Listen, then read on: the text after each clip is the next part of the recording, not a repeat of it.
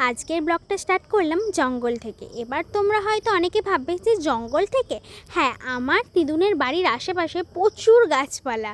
আর এই যে তোমরা এখানে কলা পাতাটা দেখতে পাচ্ছ, এখানে আমার দাদুকে সমাধি দেওয়া হয়েছে। আর এইখানটায় আমার দিদুনের বাড়ি, ছোট্ট একটা বাড়ি। তোমরা তো দেখতেই পাচ্ছ আমার দিদুনের বাড়ির আশেপাশে অনেক গাছপালা আছে। হ্যাঁ, এরকম অনেক গাছ আছে যে গাছগুলোর নামও আমি জানি না। আবার অনেক ফলের গাছও আছে, কাঁঠাল গাছ, জামরুল গাছ, কালোজাম গাছ, কলা গাছ, লিচু গাছ, অনেক লিচু গাছ আছে, তোমাদেরকে আমি দেখাবো কালকে। আর অনেক আম গাছও আছে, প্রায় 8-10টা আম গাছ আছে। যাই হোক, এখন আমি স্নান করে রেডি হয়ে বেরিয়ে পড়েছি। কোথায় যাচ্ছি জানো? আমার মামাবাড়ির পাশের গ্রামে। কারণ আমার মামাবাড়িটা বৈরাগী বাড়ি, মানে আমার মামাবাড়িতে ঠাকুর থাকে, যেই ঠাকুরটা এখন গ্রামে গ্রামে ঘুরছে। লাস্টে মানে আজকে রাতে আমার মামাবাড়িতে আসবে, তারপর আমার মামাবাড়ির এখানে পুজো হবে। আর এখানে আমার মা আর তার বোন মিলে সবাই গল্প করছে।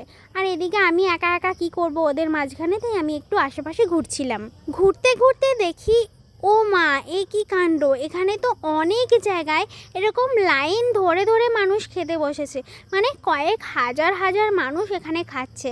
আর জানো, এখানে না বিদেশ থেকেও অনেক মানুষ আসে এই ঠাকুরের পুজো দেখতে। জানো তো, প্রত্যেক বছর আমি ভাবি এত গরমে এত দূরে আর আসবো না, কিন্তু এই টাইমটাতেই মনে হচ্ছে যে ঠাকুর যেন আমাকে ডাকে, তাই চলে আসি।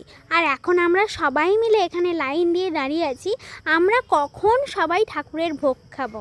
ফাইনালি আমরা সবাই বসে পড়েছি। আর এদিকে আমাদের কাছে থালাও দিয়ে গেছে, জল দিয়ে দিল হাত ধোয়ার জন্য। জানো, এখানে প্রসাদ কিন্তু একদম সিম্পলভাবে হয়, মানে একটা ডাল আর একটা তরকারি আর ভাত। আর ডাল তো পেয়েই গেছি। এখানকার ডালটা এত টেস্টি খেতে হয়, মনে হয় শুধু ডাল দিয়েই ভাত খাওয়া হয়ে যায়। এই ডালটা খেতে আমার ভীষণ ভালো লাগে। আর এদিকে দেখো, একটা ঘ্যাঁটও চলে এসছে। এই একটাই তরকারি রান্না হয়, আর রান্না হয় এই টক, পুরো তেঁতুল গোলা জল, এত টক যেন বিষের মতন টক।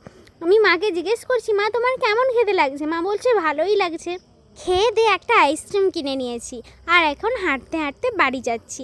এখন চলে এসেছি আমার বড় মামার বাড়ির কাছে, মানে যেখানে মেন মেলা আর পুজোটা হচ্ছে। এই যে পুরো মাঠটা দেখতে পাচ্ছ, এই মাঠে কিন্তু এখনও অনেক দোকান বসবে। আর এই মাঠে পুরো রাত আজকে বাউল গান হবে। তোমরা প্লিজ আমার চ্যানেলটাকে সাবস্ক্রাইব করে দাও। দেখা হচ্ছে নেক্সট ব্লগে। বাই।